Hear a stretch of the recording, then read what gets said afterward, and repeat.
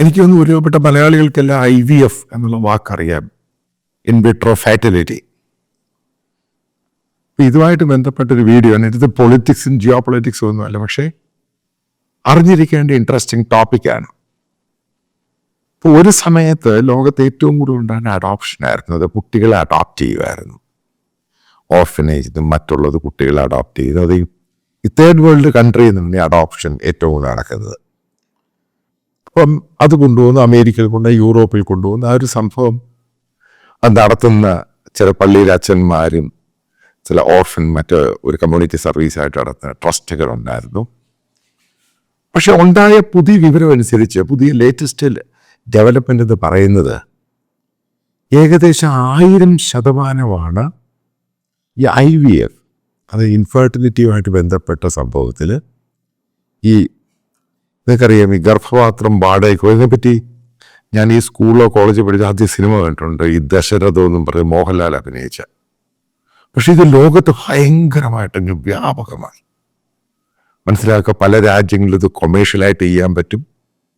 India ഉൾപ്പെടെ പല രാജ്യങ്ങളിലും ഇത് കൊമേഴ്ഷ്യലായിട്ട് ചെയ്യാൻ പറ്റത്തില്ല. ഓൾട്രിസ്റ്റിക് ആ രീതിയാണ്. അതായത് വാടക കൊടുക്കുന്ന അമ്മയാണെങ്കിൽ അവരുടെ മെഡിക്കൽ എക്സ്പെൻസും ഇൻഷുറൻസും മരുന്നും ഒക്കെ ഈ കൊടുക്കുന്നയാൾ വാങ്ങിക്കുന്നയാൾ കൊടുക്കണം. പണം കൊടുക്കാൻ പറ്റില്ല. അത് തന്നെ ബ്രിട്ടൻ്റെ റൂള്. പക്ഷേ ഇറ്റലിയിലാണെങ്കിലും ജർമ്മനിയിലാണെങ്കിലും ഫ്രാൻസിലാണെങ്കിലും അത് കംപ്ലീറ്റ് ബാൻ ചെയ്ത് വെക്കുക. അത് കംപ്ലീറ്റ് ആയിട്ട് പൂർണ്ണമായിട്ടും ബാൻ ചെയ്തേക്കുകയാണ്. പക്ഷേ ഇതിന് ഏറ്റവും കൂടുതൽ ആൾക്കാർ ഡിപ്പെൻഡ് ചെയ്യുന്ന രാജ്യം ഉക്രൈനാണ്. കാരണം ഇവിടെ കൊമേഴ്ഷ്യലും ഉണ്ട്, ഓൾട്രിസ്റ്റിക്കും ഉണ്ട്, രണ്ടുമുണ്ട്. ഇതുമായിട്ട് ബന്ധപ്പെട്ട് എന്തുവാണ് ഇത്രയും ആൾക്കാർ ഇത് കൂടാനുണ്ടായ കാരണം? നിങ്ങൾക്കറിയാം എന്തൊക്കെ പ്രശ്നങ്ങൾ കൊണ്ടാണ് റീപ്രൊഡക്റ്റീവ് സിസ്റ്റം, അതായത് കുട്ടികളുണ്ടാകുന്നത് ഇഷ്യൂ, അതും നിങ്ങൾക്കറിയാം. അതിനെ ഇത് എങ്ങനെയാണെന്ന് ഞാൻ വിവരിക്കേണ്ട ആവശ്യമൊന്നുമില്ലല്ലോ. അതായത് എന്തുവാണ് IVF എന്ന്? അതായത് മെന്നിൻ്റെ സ്പേം എടുക്കുന്നു, ഫീമെയിലിൻ്റെ എഗ് എടുക്കുന്നു, അതിനകത്ത് ആ ടൈമിംഗ് അനുസരിച്ച് ഇൻസേഷൻ നടക്കുന്നു. അതിനുവേണ്ടി ഒരു സ്ത്രീയുടെ ഗർഭപാത്രം വാടകയ്ക്ക് എടുക്കുന്നു. അത് ഇത്ര ഫ്രീസിങ് വെച്ച് അതിൽ ഹെൽത്തി ആയിട്ടുള്ള ആ സ്പേം എടുത്തിട്ട് അത് ഇൻസൈറ്റ് ചെയ്യും. ഇതാണ് ബേസിക്കലി ഇതിനെപ്പറ്റി ജനറലായിട്ട്. ഞാൻ വീണ്ടും പറയാം, ഞാൻ ഡോക്ടറും അല്ല, ടെക്നോളജിസ്റ്റും അല്ല, ബയോ ടെക്നോളജിസ്റ്റും അല്ല.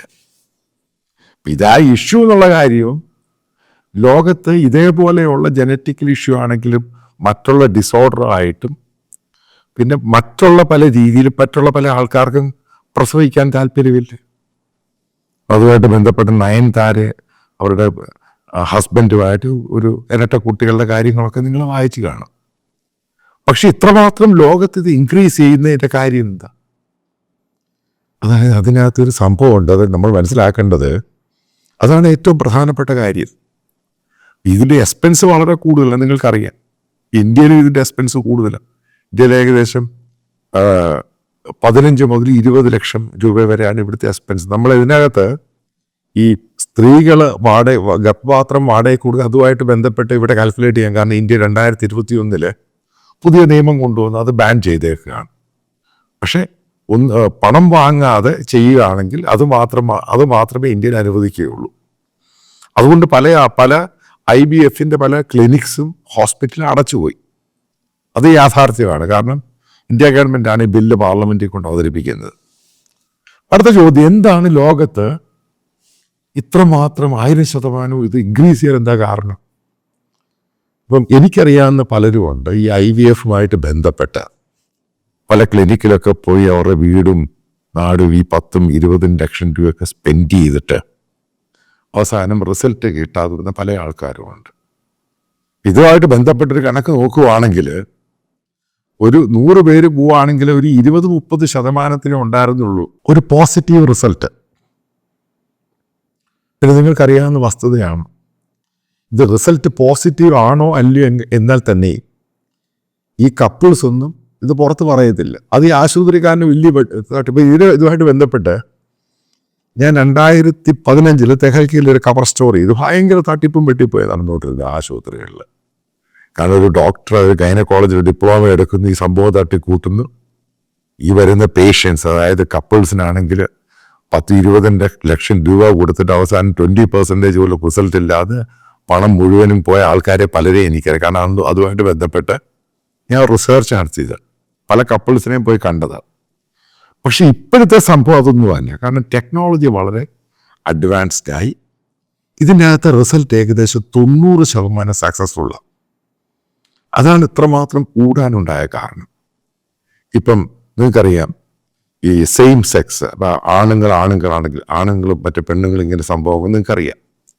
അപ്പം അവർ തന്നെ ഇതേപോലെ സറോഗസിയുമായിട്ട് ബന്ധപ്പെട്ട് ഡിമാൻഡ് വെക്കുന്ന അവർക്കും കുട്ടികളെ വേണം.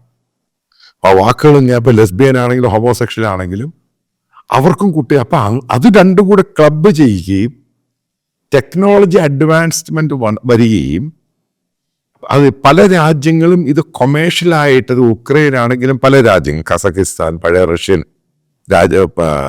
റിപ്പബ്ലിക്കിലുണ്ടായിരുന്ന പല രാജ്യങ്ങൾ, അമേരിക്കയിൽ ഇത് കൊമേഴ്ഷ്യലൈസ്ഡ് ആണ്. രണ്ടും ചെയ്യാം.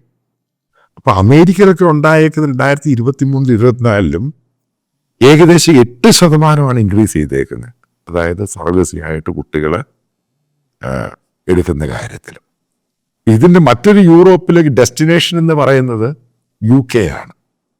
അപ്പൊ അവിടെ ഈ നിയമങ്ങൾ ഉണ്ടെങ്കിൽ തന്നെയും ആ നിയമം പാലിച്ചുകൊണ്ട് തന്നെ ചെയ്യുന്ന ആൾക്കാർ വളരെയധികം ഉണ്ട്.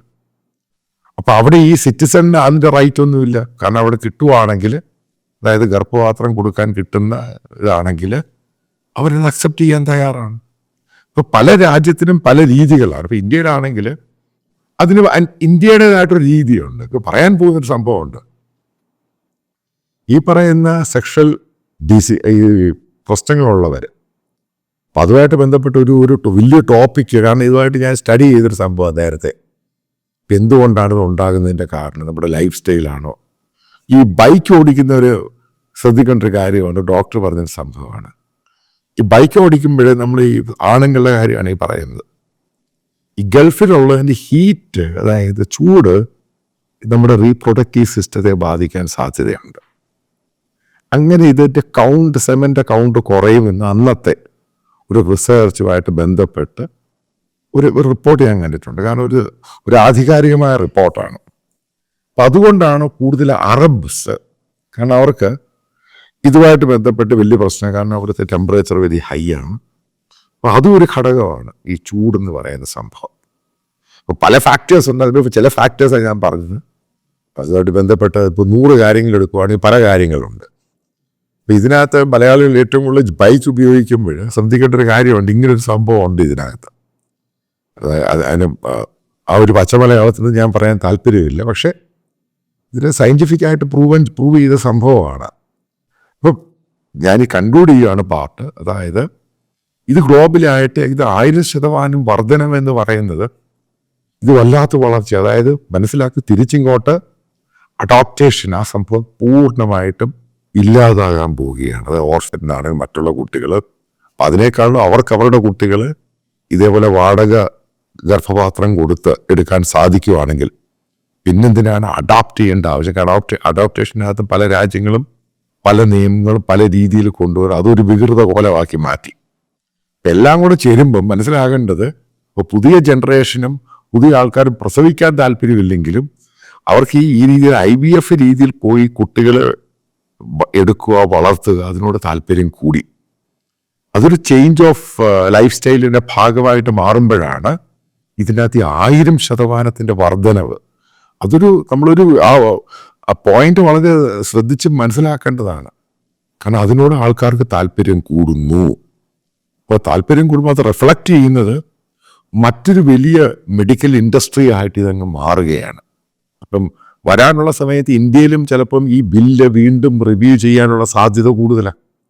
കാരണം ഇന്ത്യക്കാരായ കപ്പിൾസ് ഫോറിനിൽ പോയി ചെയ്യുന്നതിനേക്കാളും, കാരണം പല രീതിയിലുണ്ട്. പല ബില്ല് വായിച്ച് കഴിഞ്ഞപ്പോൾ ആ ബില്ലിനകത്ത് ചില പ്രശ്നങ്ങളുണ്ട്. അപ്പം അത് മാറ്റാനുള്ള സാധ്യത കൂടുതലാണ് ഇതെല്ലാം കൂടെ വെച്ച് നോക്കുമ്പോൾ കാണാൻ സാധിക്കുന്നത്.